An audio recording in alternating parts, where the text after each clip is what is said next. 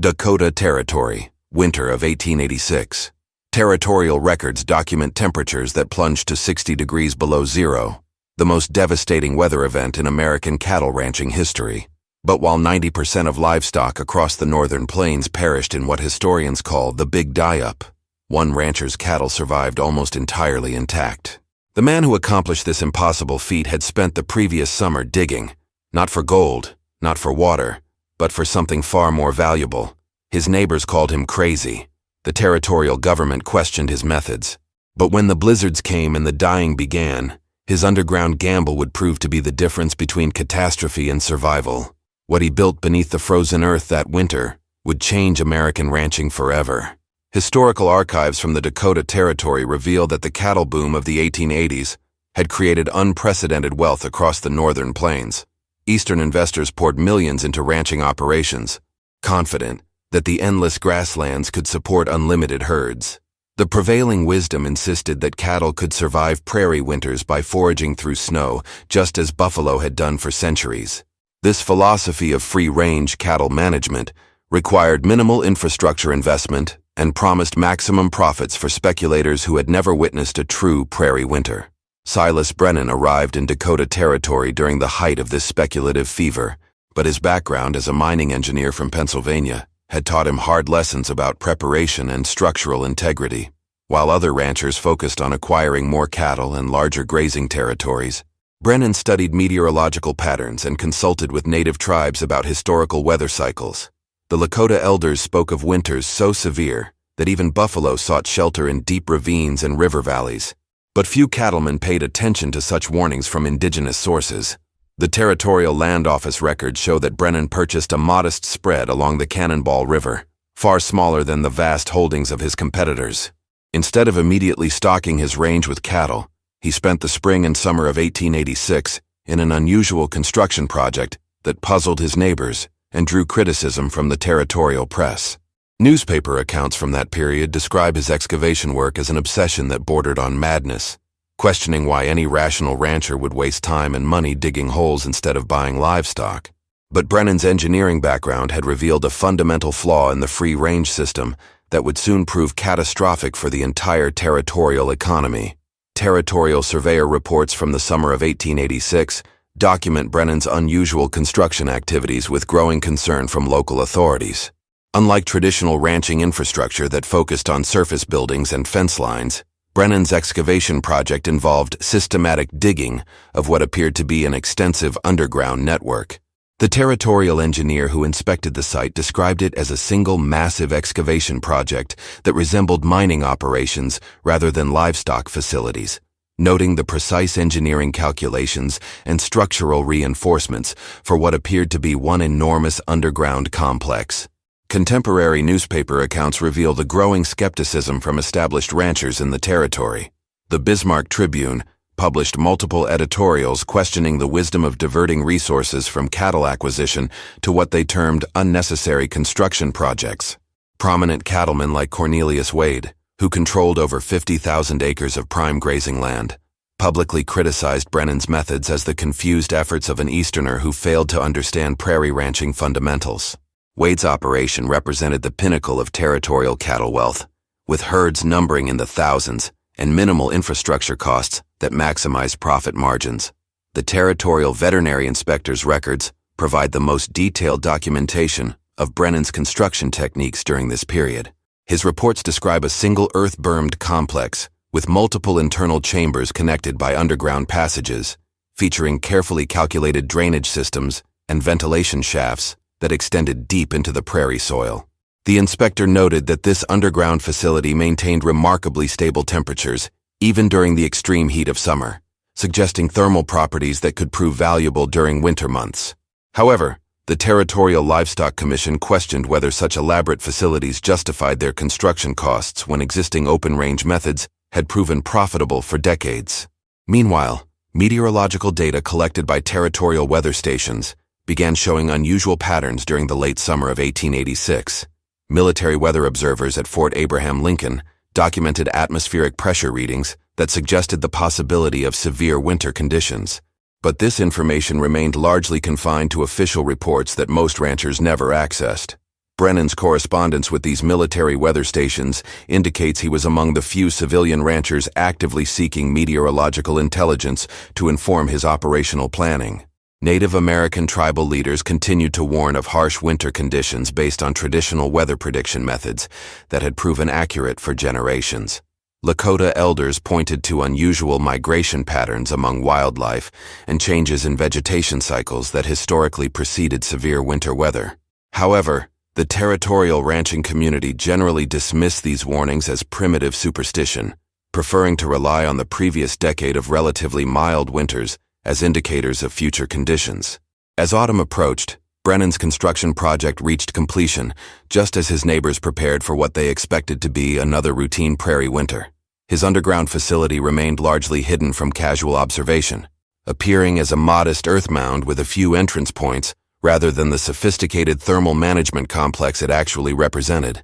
The territorial press had moved on to other stories, leaving Brennan's preparations largely unnoticed by the broader ranching community that would soon face the greatest natural disaster in American livestock history. October territorial weather reports began documenting atmospheric conditions that would later be recognized as precursors to the catastrophic winter ahead.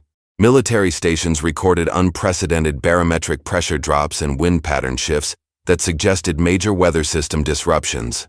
However, most ranchers remained focused on the final cattle drives of the season, moving herds to winter grazing areas with the same confidence that had characterized territorial ranching operations throughout the previous decade. Brennan's operational records from this period reveal his systematic preparation for conditions that other ranchers could not yet imagine. His underground shelter system incorporated principles derived from both mining engineering and Arctic survival techniques that he had studied during correspondence with Northern Territory traders. The structures utilized natural thermal properties of earth insulation, combined with carefully designed air circulation systems that could maintain stable temperatures regardless of surface conditions. Contemporary engineering journals from Eastern universities confirm that such thermal management concepts existed in theoretical form, but Brennan's application represented the first practical implementation in livestock management. Territorial livestock inspector reports provide detailed documentation of the cattle herds across the northern plains during this crucial period. Conservative estimates place the total territorial cattle population at over 1 million head, representing investment capital exceeding $20 million. The vast majority of these animals depended entirely on open-range foraging methods that required no shelter infrastructure beyond occasional windbreaks. Ranching operations like Wade's had achieved remarkable profitability through this minimal overhead approach, creating industry-wide confidence in free-range winter survival strategies. Native American tribal councils continued issuing warnings about the approaching winter based on traditional weather prediction indicators that had proven reliable across multiple generations. Tribal observers documented unusual animal behavior patterns, including early migration of birds and changes in fur thickness among prairie wildlife that historically signaled severe weather conditions. The Mandan and Hidatsa tribes specifically warned territorial authorities about the potential for extreme cold periods that could threaten unprepared livestock operations, but these warnings received minimal attention from the ranching community. As November arrived, the first significant snowfall began across the territory, initially appearing consistent with normal seasonal patterns. Weather station data shows that early winter temperatures remained within typical ranges, reinforcing rancher confidence in open-range winter management. Territorial newspapers reported optimistic forecasts for the coming season, citing the previous decade of successful cattle operations as evidence that northern plains ranching had achieved sustainable profitability. However, atmospheric pressure readings continued showing unusual patterns that suggested much more severe conditions were developing beyond the immediate region. Brennan's correspondence indicates he was monitoring these meteorological indicators while simultaneously conducting final preparations of his underground shelter systems. His cattle had already been moved to positions near the shelter entrances, a precautionary measure that puzzled neighbors who saw no immediate need for such preparations. The territorial ranching community remained largely unaware that they were about to face the most devastating natural disaster in American livestock history, one that would prove the fatal inadequacy of free-range winter management and validate the underground shelter techniques that had been dismissed as unnecessary extravagance. December 15th marked the beginning of what would become known as the Big Die-Up. The cold descended like a living thing, brutal and unforgiving. Military weather stations recorded 40 degrees below zero, but numbers could not capture the reality of air so frigid it burned exposed skin within seconds. The wind carried a sound like breaking glass as it swept across the endless prairie, driving snow horizontally, until visibility disappeared entirely. The first cattle began dying within hours. On Cornelius Wade's massive operation, cowboys found steers frozen standing upright, their eyes glazed with ice, breath crystallized around their nostrils. The animals that had thrived on open grassland for decades suddenly faced conditions that turned their natural environment into a death trap. Snow buried the prairie grass beneath layers of ice so thick that even the strongest bulls could not break through to reach feed. Telegraph lines buzzed with desperate messages between ranching operations as the scope of the disaster became clear. Wade sent urgent communications describing catastrophic losses that mounted by the hour. His 50,000 acres of prime grazing land had become a frozen wasteland where cattle wandered in circles, their instincts useless against conditions they had never evolved to survive. The territorial capital received reports of similar devastation from operations across the northern plains. Supply trains attempted to reach isolated ranches, but found roads blocked by snowdrifts that towered above horse height. The few cowboys who managed to venture outside described a landscape transformed into something alien and hostile. The familiar rolling prairie had disappeared beneath a white expanse broken only by the dark shapes of dead cattle scattered like fallen timber across the frozen ground. Meanwhile, 15 miles south along the Cannonball River, Silas Brennan moved his cattle through the entrance passages of his underground shelter system. The animals filed down earthen ramps into chambers where the temperature held steady at 20 degrees above zero. His careful engineering had created an environment that felt tropical compared to the killing cold above ground. The cattle settled onto beds of dried grass, their breath visible but not freezing, their bodies generating warmth that the earth-bermed walls captured and held. As night fell across Dakota territory, the temperature continued its relentless descent toward 50 degrees below zero.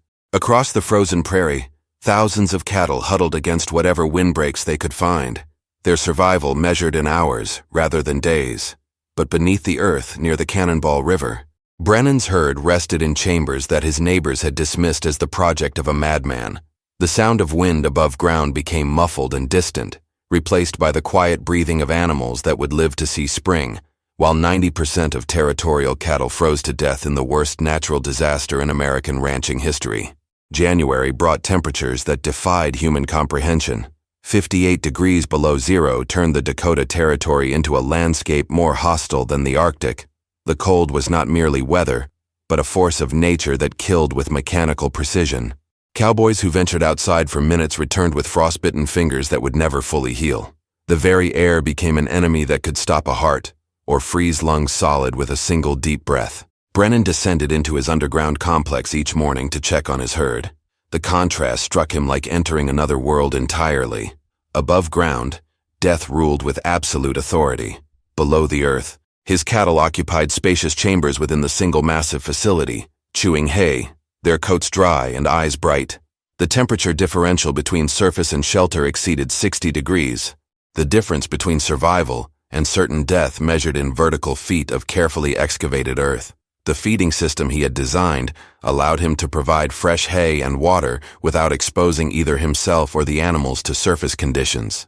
Ventilation shafts drew fresh air through earth passages that warmed the incoming flow to survivable temperatures. His engineering had created a pocket of life buried beneath a frozen wasteland where nothing could survive exposure for more than minutes. Telegraph operators worked through the night, their fingers numb despite heated buildings, relaying reports of catastrophic losses from operations across the territory. Wade's empire was collapsing as daily counts revealed livestock deaths in the thousands. His cowboys had stopped attempting accurate tallies, instead estimating losses by counting the dark shapes visible across snow-covered pastures. Entire herds had simply vanished beneath drifts, where they had sought shelter that proved to be their graves. Military supply efforts ground to a halt as sustained winds created whiteout conditions that made travel impossible, even for experienced plainsmen. Supply wagons sent to deliver emergency feed never reached their destinations, their drivers forced to turn back or risk joining the mounting human casualties. The territorial governor's office documented the crisis in reports that would later reveal the complete failure of open-range cattle management when confronted with true prairie winter conditions. Inside the earth-bermed complex, Brennan monitored his cattle with the methodical attention of a man whose engineering background had taught him to trust systems over hope. His animals occupied different chambers within the single underground facility, having adapted quickly to their subterranean environment. The thermal mass of the surrounding earth absorbed and redistributed their body heat, creating a stable microclimate that required no external energy source to maintain life-sustaining temperatures. Above ground, the wind howled across a prairie transformed into a graveyard. Dead cattle lay scattered like dark islands in an ocean of white, their frozen carcasses marking the failure of a ranching system that had thrived during mild years, but collapsed completely when nature revealed its true power. Below the earth, protected by the vision of a man his neighbors had called crazy, 300 head of cattle survived in warmth and comfort, while the greatest natural disaster in American livestock history continued its devastating work across the frozen territory. March brought the first break in weather severe enough to allow movement across the frozen territory. When the winds finally calmed and visibility returned, the full scope of the catastrophe revealed itself across the Dakota prairie. What had once been thriving ranching country now resembled a battlefield where nature had claimed victory through sheer brutality. Frozen carcasses dotted the landscape like monuments to the failure of open-range cattle management, their dark forms creating a pattern of death visible for miles across the white expanse. Cornelius Wade mounted his horse for the first survey of his vast holdings since the winter siege began. The sight that greeted him defied comprehension. His 50,000-acre empire had become a graveyard where thousands of cattle lay scattered across pastures that had once represented the pinnacle of territorial wealth. The animals had died in clusters where they sought shelter that never came, their final positions telling the story of a desperate search for protection against cold that killed everything it touched. Word spread quickly through the surviving ranching community that Wade's losses exceeded 80% of his total herd. Similar devastation marked every major operation across the territory, as cowboys began the grim task of tallying casualties. The economic implications became clear as ranchers calculated losses that represented complete financial ruin for operations that had thrived during the previous decade of mild winters. It was Wade himself who first noticed the anomaly near the Cannonball River. Riding south to survey the extent of his losses, he spotted movement in the distance that seemed impossible given the universal death that marked the prairie landscape. Through field glasses, he watched in disbelief as healthy cattle moved freely across pastures where his own herds had perished. The animals appeared well-fed and strong, their coats thick and unmarked by the starvation that had claimed livestock throughout the territory. Wade spurred his horse toward Brennan's operation, driven by curiosity that bordered on desperation. What he discovered challenged everything he understood about cattle ranching in severe weather conditions. Brennan's herd not only survived but thrived, showing no signs of the exposure and malnutrition that marked the few cattle that had endured the winter elsewhere. The animals moved with the vitality of livestock that had spent the harsh months in comfortable shelter, rather than fighting for survival against impossible odds. The earth-bermed complex that Wade had dismissed as the foolish project of an Eastern engineer now revealed its true purpose.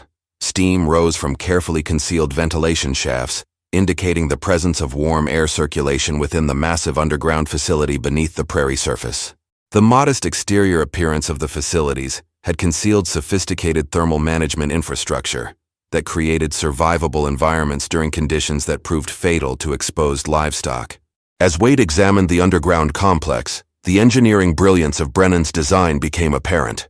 The earth-insulated walls of the interconnected chambers maintained stable temperatures, while a centralized ventilation system provided fresh air without compromising thermal efficiency.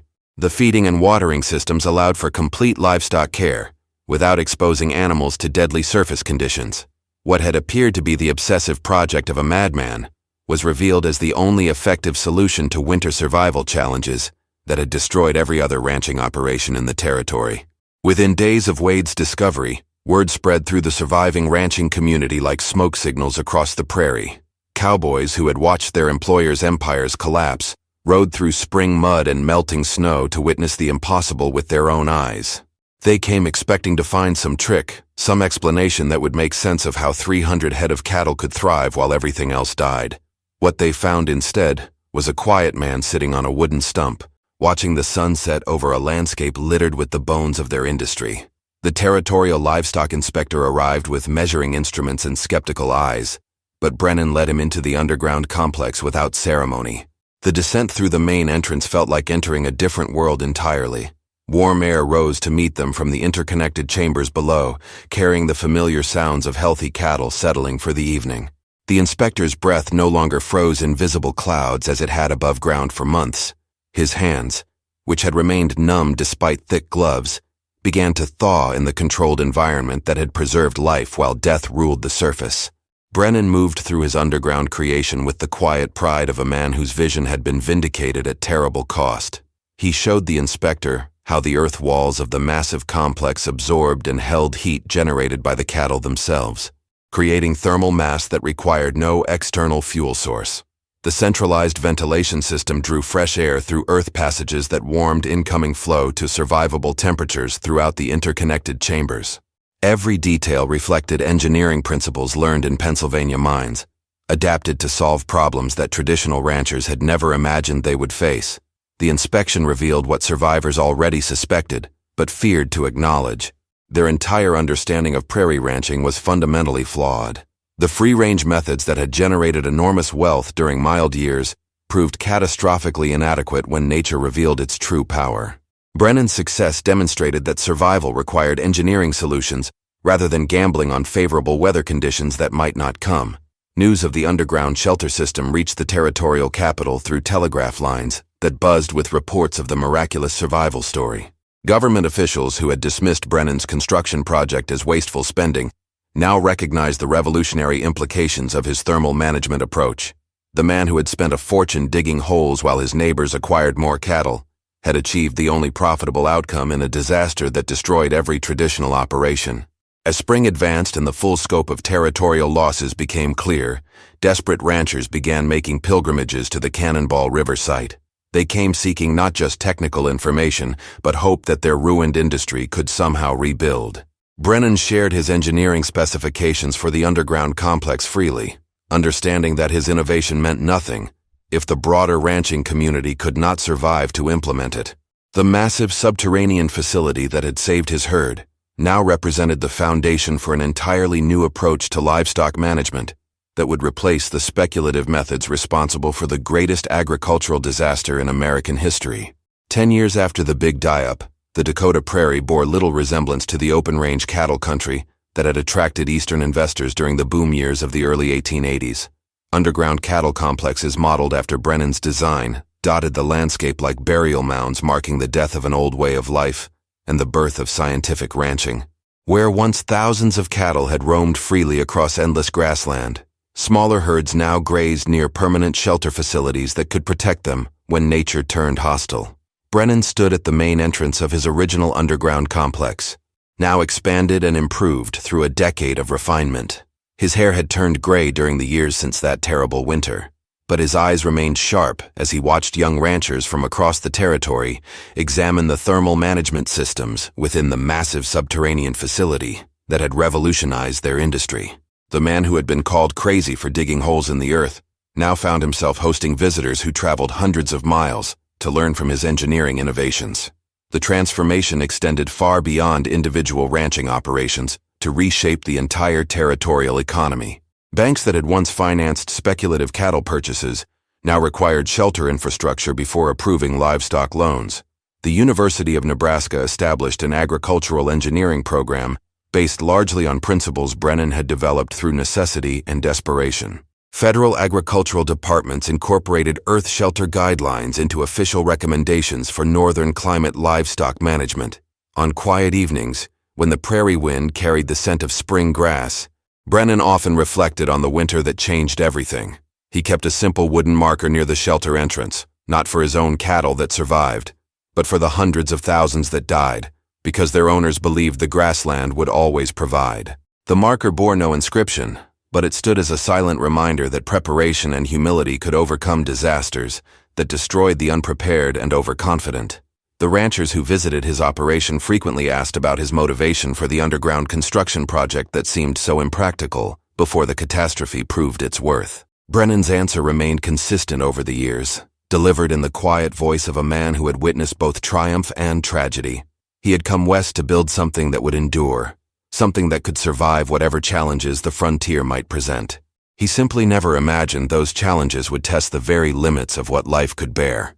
Modern visitors to the site can still see remnants of the earth-bermed complex that saved 300 head of cattle when temperatures dropped to 60 degrees below zero. The underground chambers that once provided refuge from killing cold now serve as historical monuments to human ingenuity and the power of engineering vision to overcome natural disasters.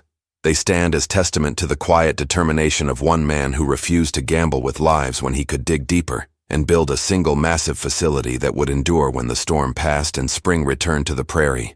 The legacy of those desperate winter months continues to influence livestock management across the northern plains, where earth-sheltered facilities trace their lineage to the underground chambers that proved survival required more than hope and luck when nature revealed its ultimate power. If you enjoyed this incredible survival story, click the video on your screen now to watch another unforgettable tale from the American frontier, where determination and innovation changed history forever. Don't forget to subscribe and consider a super chat to help us keep bringing you these educational documentaries. Your support makes our historical research possible.